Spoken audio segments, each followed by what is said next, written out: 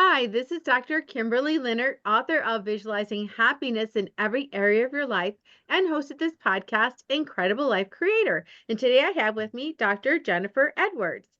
Hey, Dr. Jennifer. Hi, how are you? I am great. So happy to have you from New Hampshire.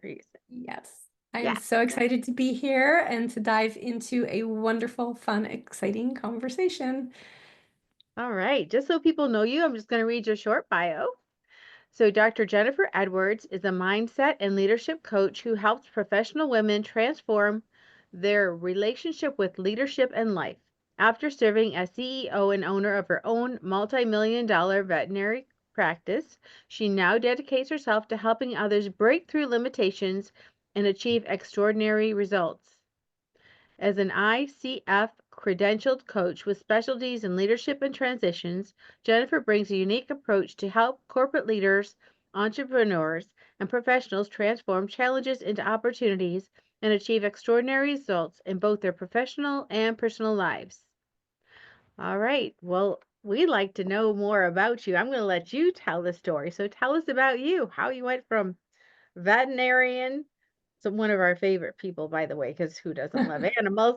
Veterinarian to the mindset and leadership coach. Well, my journey was an interesting one. So many people in my profession as a veterinarian will say that they wanted to be a vet since they were a little boy or a little girl. That actually was not the case for me. I got my undergraduate degree in psychology, and my intention was to get a PhD in clinical psychology. And then when I was a senior in college, I decided out of nowhere, literally, like, I'm going to vet school. So I graduated from college and I didn't have any of the classes that I needed. So I went back to undergraduate for 2 more years. I got everything I needed. And then I went to vet school. What's interesting is over the course of now a 26-year career as a veterinarian, it was quite a journey. Anybody in any of the healing professions, healthcare professions, and especially if anybody knows about veterinary medicine, it is very trying. It is very difficult. There's a very high level of burnout. And fortunately for me, back in 2008, I continued with my interest in psychology and kind of like the study of how our minds work and how we process from a mental, emotional, and spiritual standpoint. And I started studying transformation and self-development, working with coaches. And thank goodness I did that because honestly, I don't know how I would have gotten through. I was a veterinary practice owner. I started a practice from scratch in 2007, grew it, ran it, sold it end of January of 2020. I kind of missed that one by the skin of my teeth. But it was difficult. I had moments of burnout, times I wanted to give up, times I even questioned, can I even go on? And it's it's very hard to explain why that is, but it's just very, very trying in multiple ways. So as I progressed out of practice ownership, and I had, at that point, 14 years of studying transformation, like I said, spirituality, personal development, it was a natural transition as I was still practicing a little bit, but to look at what was next. And I decided that I wanted to take everything that had been given to me and now move forward and help other people. So I went back, I got multiple coach training certifications, subspecialties, like you said, in leadership and transitions, and other many certifications, which I won't even bother going into. But basically, I wanted to feel well prepared to both teach transformational content and also do private coaching, help with team development, help with small business cultures, whether it's in a veterinary hospital or elsewhere, so that I can, like I said, just take it all and now pay it forward. It really truly is my first passion. So that's my story, and here I am. Yeah. So, first of all, just looking at in general, entrepreneurs, business owners, and so many of us think we're business owners, but the business owns us. It's so common for burnout there, and people who aren't in that don't understand what a lonely road it can be. Because even though you have your staff, you might have your family, it's still a very lonely, hard road because some days are fabulous and some days are just tanking in the bottom. And so, Yes. what are some of the challenges that you face that you think if you had someone coaching you through, they would have been easier? Well, oh, where to begin? For me, one of the hardest things. So, in running a veterinary hospital, it's really unlike any other type of healthcare practice, right? Because if somebody has an optometry practice or a general medicine practice, maybe a dental practice might be the most comparable, but really there's no other business that is so multifaceted. You know, we have to know everything. We have to know how to do everything. And we have anesthesia, we have surgery. I had a full dental suite, dental x-rays, surgical instruments, a full pharmacy. Like there was just so much to know and to have to do on top of the actual skill sets, the knowledge set of all the species, all the ages. And then there was labor laws and OSHA and the DEA and HR. So part of, and if it was today, it might be different because there's so many companies now that you can literally outsource so much of that.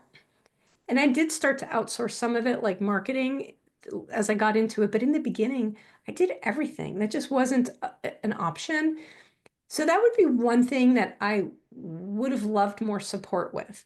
As far as who I was inside of the practice and my experience, fortunately, for most of that time, I was working with coaches. One of the hardest things for me is in a veterinary practice, we work very closely with our team. My speaker is beeping. We work very, very closely with our teams, right? We'll be in surgery together for 2.5 hours and we're talking and we're laughing and we're joking, right? And so as a manager, it just becomes this very difficult line of really managers cannot be friends, and I put that in air quotes, with their employees, yet we were all friendly and we were all really close. So then when I had to take my doctor hat off and put my manager hat on or my practice owner hat on, it was really a challenge for me to then have to hold somebody accountable for some aspect of performance that maybe wasn't what it should be. My personality also is one where I don't like conflict. Not that anybody really likes it, but let's just say some of us avoid it a little more than others. And and this was such a growth process for me as well. As what I learned over time was that when you avoid conflict when you're managing people, it doesn't work. You can't nice your way through management. Like I thought I'd just be the nicer I was, I'll just make it better that way. That doesn't work. People start to take advantage, people start to walk all over you. It can start to become a very disempowering place. And so part of my growth journey was learning how to let go of needing to be liked, to become a more effective manager and leader as I needed to be, um, and to not be so afraid of difficult conversations. So luckily, like I said, I even with the coaching and all the programs I was doing and learning, I still struggled. I still had really, really down times of burnout. I had two moments in particular that stand out for me that like I literally wasn't sure if I could go on in those moments. Now, a lot of people, like you said, growing up, they thinking, I want to be a vet. I was actually one of them until I got to biology class and realized I didn't like I I didn't want I only wanted to pet them. I didn't want to caught on them or anything. So, but what are some of the joys of being a veterinarian and what kind of veterinarian were you? Did you do like dogs and cats or horses or Yeah, I was a small animal veterinarian. So I primarily worked on dogs and cats. I also worked with small mammals. So ferrets, rabbits, rodents. I didn't do large animal. I did in school because you have to do everything in school. But in practice, I never worked on large animals and I never worked on birds or reptiles. I have a tremendous fear of snakes, so that wouldn't really work out very well. So it's so interesting because while in so many ways it is a very, very challenging profession, like you just mentioned on the flip side, it is also very rewarding. The relationships that I developed with clients over the years, um, I mean, it's been over 5 years since I sold my practice. And 2 weeks ago, I was in the grocery store and some woman was like, Dr. Edwards. And I turn and I'm like, who is that? She's like, remember me? And of course, once she mentions her dog's name, I'm like, oh my gosh. I had not seen her in years and years and years. And she stood there in the produce department telling me how important I was to their family and remembering times 7, 8, 9 years ago when they had to put their dog to sleep and she remembered who I was for her in that moment. Like I just stood there, like almost with my jaw hanging open, like, really? Like, wow. So there's just these important relationships, these intimate moments that you share with people when they put their dog to sleep and it's tears and it's being with them, and then the next time when they come in with their new puppy, right? And then you're just like, oh my gosh. And you're just able to see them rebuilding that new relationship with another pet. Or on the flip side, because I had my practice for 13 years, there were a lot of puppies and kittens that I saw till the end. And, just being able to sit there at the end and reminisce warmly with people about all the years and some of the funny times we had when they were in the office. I think I think that is one of the best things about it. Another thing I love is how intellectually stimulating it was. While it was very challenging and there is a lot of pressure from people to know everything and it's insane. Like there's no one person who can know all of that. It's just impossible unless you have a photographic memory. But at the same time, it was interesting. I got to study everything from cardiology, dermatology. I did surgery. I still do. Dentistry. That was one of my special interests was dentistry. Did tons of it.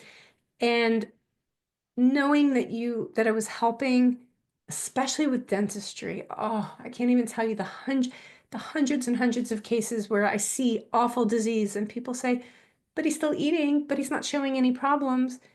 And I would have to just say, trust me, animals do not show signs of dental pain. What you will notice is the absence of pain after we do the procedure.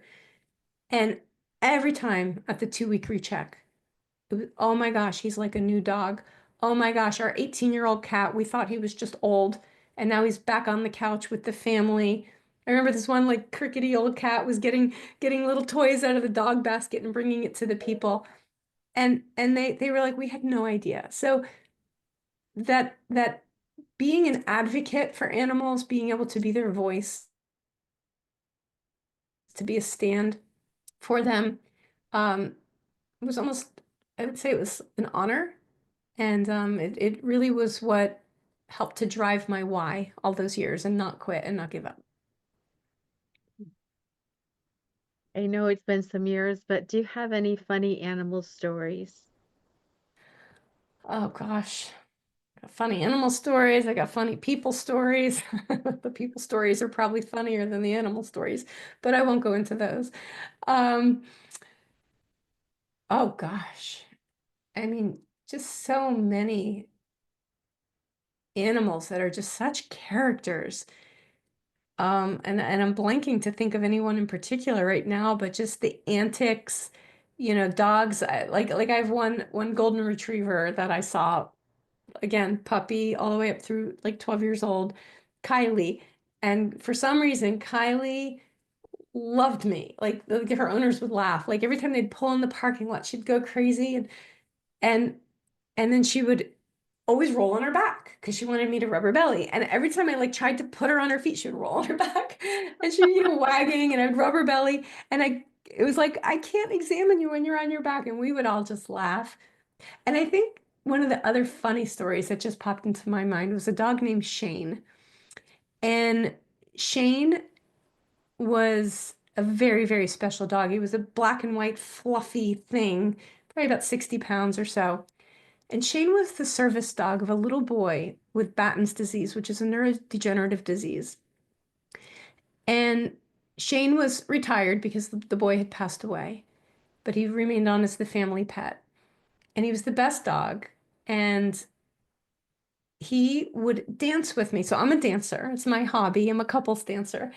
And one day when Shane came in and I just kind of with my feet, like I was like tap, tap, tap, like, like that. Well, he did it back.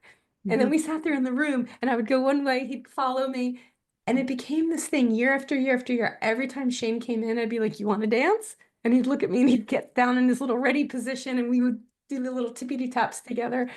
And his owner would just laugh. And he always had a special place in my heart because he had a he had a special job to do and he had done it well and then they loved him until he got really old and he passed away. But um so those are a couple of fun stories that I could think of. Beautiful, beautiful memory. Yeah. Yeah. So, let's talk about what you're doing now. I know you still do some vet work, when people need help or whatever, but now you're doing more of your coaching, your Mhm. mindset. How are you working with people now? Bit of veterinary work, a couple days here and there doing relief work, but mostly I work at the shelter a few times a month. And other than that, I'm focusing on my new business. And what I'm doing is multiple things. Primarily private coaching. I'm also doing speaking. So basically teaching transformation, well-being, leadership. I also work with teams to help develop team training, leadership development. And I've also just started to do what I call practice culture consulting. So, whether small business or veterinary practice or any other kind of practice where they might be struggling developing the team culture that they're looking for. And what I do is I go in and basically kind of comparing it to medicine, start out, okay, what's the concern? What's their main reason? What are they struggling with? And then go in and do a diagnostic. Really find out what is going on through a process of interviewing a cross section of all the different positions in the business and really getting the so to speak the truth of people's experiences and putting it all together kind of was and coming up with a report of kind of a I always say, we do the diagnostic and then we send out the blood and then we get the lab report as a doctor. And once I have that, then I can sit down with leadership, whoever was the one who presented the concerns and go through my findings, and I think sometimes it's not an easy conversation. However, it's a necessary conversation if somebody really wants to and is committed to, because wanting to is not really enough, and somebody is committed to creating change. And once that happens, then that can be it, or we can then discuss a treatment plan. And so what now? What can now be done? We see all these things, A, B, C, and D that are not working. So now what can we do to start getting all of that to work? And whether that's work that I can provide, whether it's work bringing in other people for various aspects, other consultants maybe if it's more of a business type thing. While I have experience in business, I don't call myself a business consultant per se. It's not really my it's not really my area of expertise or nor my area of interest. However, I will say that my work with the private coaching of leaders and or doctors, along with team development and sometimes coaching of managers, that has oftentimes a bigger impact on a business than anything. Because when you can get your teams collaborating, when you can get people in your business engaged, caring, being willing to take that extra 3 minutes with a customer or a client when they can understand and be able to consciously choose how they interact with each other, interact with people on the phone or, their teams, their leaders, everything changes. And of course, with that, productivity goes up as well. So that's my work. I get super excited talking about it. It's been a passion from honestly when I was a young girl. That's been my interest. And even though I took a journey through veterinary medicine, I never lost my, call it like an obsession almost of the way our minds work, the way we as human beings function. And I generalize that because while we're all very different, obviously, there are a lot of commonalities in some of the things that stand in our way and some of the things that our minds do that keep us from being able to see what we need to see in order to be able to accomplish what we want to accomplish. So that's where I come in. I'm that mirror for people. Well, and just going back to the example you gave of the dogs with cavities and gum disease and things like that, where the owners were totally unaware of it. And of course, they love their pet. Of course, they would do anything for their pet, but they were assuming that the pet was fine. Right. So, in the example of business owners and leaders, how do they know that there's a problem? How do they know to call you? Maybe they think everything's fine. Well, generally, there's an experience of some level of dissatisfaction, frustration, lack of fulfillment, right? So people have visions. People have visions and ideas and stories in their mind of the way they want things to be or should be, in air quotes, right? And so if somebody can fill in the blank, like I just keep trying to, and I just can't, or I just can't get my team to, or I keep trying. When people don't have the level of awareness of what's underneath the surface of what's happening, they're focusing on the surface level. And at that level, it's oftentimes a focus on behavior. So, for example, I'm just now starting to coach another doctor, and she's been, air quotes, trying and trying and trying to shift the behavior. And the people at her work have talked to her. And and it's like and this is a very common thing. It's like they want her to change a behavior. She wants to change her behavior, and it's just not happening. So the question is why? Why, when somebody wants to change their own behavior or they want to achieve a certain outcome and influence others, they want to be a certain type of leader. Or, for example, they get stressed out and they snap at people, or they and then they go, "Oh, I did it again." Why can't they not do that? Right?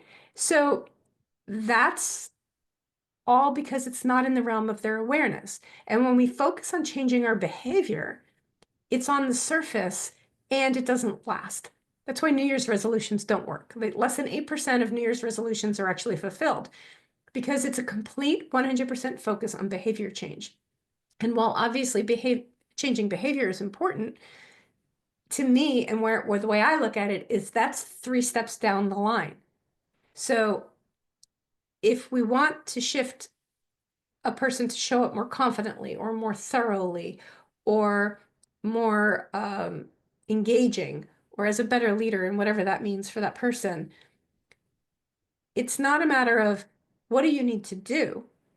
It's a matter of who do you need to be in order to be doing the things that are going to lead to that outcome. So if we can start to shift who we are, how we show up as people, as leaders, and I coach a lot around energy. So we start to understand there's types and levels of energy that are defined. And when people start to understand that and can consciously choose, I'm going into this particular situation, meeting, discussion, whatever. This is the outcome that I'm desiring, who do I need to show up as? Or you can say, how do I need to show up so that my thoughts, my feelings, and my behavior would be consistent to then produce the outcomes that I want. But most people just start focusing on the behavior and they try to, quote, fix things. Well, fixing usually leads to somehow more of the same. You know, you end up with the same team, but they all have different faces and different names, or the same boss 3 times in a row at 3 different companies, or partners in life, or whatever it is, right? Because we're not getting down into the who do you need to be in life to have a different team, to have a different partner, to have a different boss. That's where I work with people. So then what happens is we start to shift, or they start to shift who they are. They don't ever have to think about what do I need to do other than logistically, because it just follows. And it's very powerful work, and it's lasting, sustainable change because it's not just focused on a temporary shift in behavior. Like, now, do you ever go into places where either people won't take responsibility, or they want to do blaming, or they want to, you know what I mean? Or Oh, yes. there might even be a place where they're doing what they're doing because there's some gain they're getting from it. Yeah. What do you do when you find that situation? So, well, at a at a subconscious level, I would argue that everybody's doing everything that they're doing because they're getting some gain from it, even when what they're doing is making them miserable and they're not aware of the gain. That's a whole nother conversation that we could get into. So, yes, people, especially when people are toxic, um, there is something that they're getting out of it. When when leadership, whether it's a person, multiple people, want to implement change, the first thing that has to happen is they need to be committed to implementing that change. And that commitment needs to supersede all other commitments, right? So being liked by their team, being committed to being liked can't be more important than being committed to implementing the change that they want to create. If things are toxic or not how they want them to be and they really want to create something great, number one, they need to be committed to it. Now, inside of that commitment is learning, first with the leaders, how to take full responsibility, not fault, but each one of us needs to take 100% responsibility for ourselves and our lives. The way we know when we're not doing that is precisely what you said, when we are shaming, blaming, or complaining. We do that for a number of reasons. Partly it's a defensive behavior, it's a survival behavior, and it helps makes us feel better. And it also alleviates the mind, based in survival, thinks this is a good thing. It alleviates having to take responsibility because as long as it's their fault, I don't have to do anything about it, right? I also don't have to look in here. Mhm. So the mind, which is often happy being kept small and hiding away, is okay with that, really, but a person is not happy that way. So one of the first things I do with people, if that is present, is help them learn how to start taking responsibility and giving up the blaming, complaining game. It's often not people's fault. Excuse me. We don't know any different. And the other thing is, whatever any one particular person is doing, dealing with, they're not alone. This is how we're raised in this society. This is how our minds work. So it's all totally normal. And it doesn't always work. So helping people to see where they're not taking responsibility and what do they need to give up in order to take responsibility and what would they gain, because the gains are usually bigger than what they're gaining right now. So then inside of that, so moving on to answer your question, if there is a person on the team who just won't, they're committed to being toxic, they're committed to being miserable, they're committed to blaming everybody else. Well, I believe in a lot of those cases, that's fear-based. And if that person can be worked with to help them trust and help them to let go of the fear, then great. Sometimes people can be turned around more than some people realize. But I'm going to back up 2 steps. There has to be that commitment from leadership, because if it's lip service, if they've heard it a million times already, if there's the proverbial arms crossed, eyes rolled, like, yeah, right, I'll see that when I see it, then that person is in defensive mode, that they've built a cave around themselves. And that's why they're acting the way they're acting.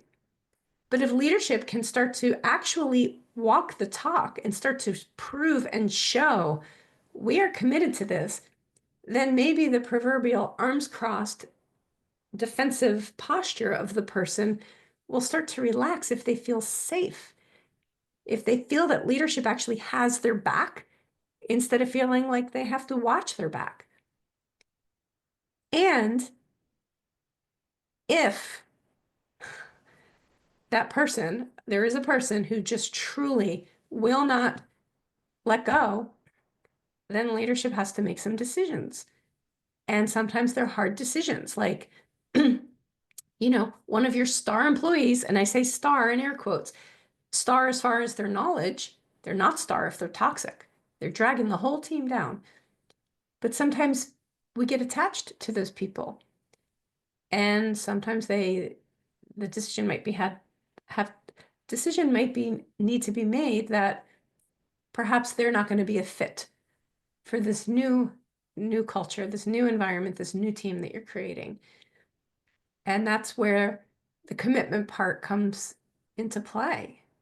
Like, what are you more committed to? Like in veterinary medicine, I always use the example of it's your star surgical tech. It's the person who knows everything. You got a dog you got to take to surgery, boom, they've got it every time. And you think, you believe, and I'm sure every business has that role. And you believe you can't live without them. How would we ever function without her or him? Well, guess what? You can function without them. And very often, once they're gone, you realize, oh, wow, this is so much nicer. Everybody's so much happier. And now your people that maybe weren't shining as brightly start to shine because you give them the space too. So that's kind of a general answer in a kind of a long nutshell, but Yeah, that's that was really wonderful. So, if people wanted to work with you or just, contact you, what's the best way? well, they can go see my website, which is drjenniferedwards.com. And that's doctor with a DR, Jennifer Edwards. They can email me. It's just Jennifer at drjenniferedwards.com. And they can also find me on social media everywhere, every channel is pretty much at Dr. Jennifer Edwards. I try to keep things very consistent, make it very easy. And yeah, and if somebody is curious about either private coaching for themselves or a member of their team, or team development, practice culture consultation, anything of that, I am always happy to jump on a call and have a conversation. No obligations, just a conversation, and just say, hey, what's going on? What's not working? What are you looking to create? And see if we would be a fit to work together. And if not, maybe I know somebody. That's wonderful. So now I have a personal question. Okay. What gives you the most happiness and fulfillment in your life at this point? Oh, so much. But I think the number one would be my daughter. And she is 15 years old and just my, I'll say my pride and joy. That sounds so cliche. But it's just, and I'm sure, other parents can relate to just watching her evolve into this young woman, even when, I get one word answers and sometimes a grunt, how was school? Good. Okay. Um, it's just this incredible process of watching her grow, and beyond the one word answers, when she needs it, being able to be there for her and to teach her and guide her and make sure she always knows, no matter what, I'm her rock. She's never alone. That I think would be my number one. Love that. Well, thank you so much for being on the podcast today and for all your wisdom. Oh, well, thank you so much for having me. It was a true pleasure. Yeah, so I have one last question. Okay. What is your best advice on living an incredible, amazing life?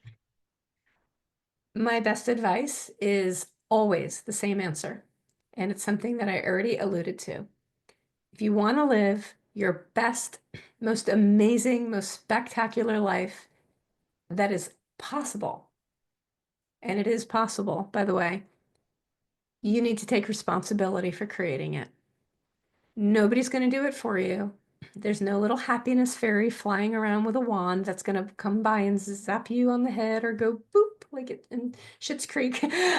It's not going to happen. If things are not working, if you're not happy, if your job, your home, your relationships, friendships, whatever, your health, it starts within. It starts with being willing to take a look. This doesn't mean everything's your fault. Responsibility and fault are not the same thing.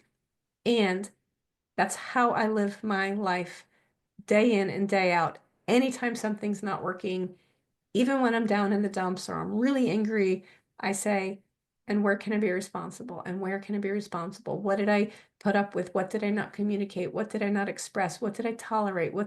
Whatever the question could be, it's always my first question.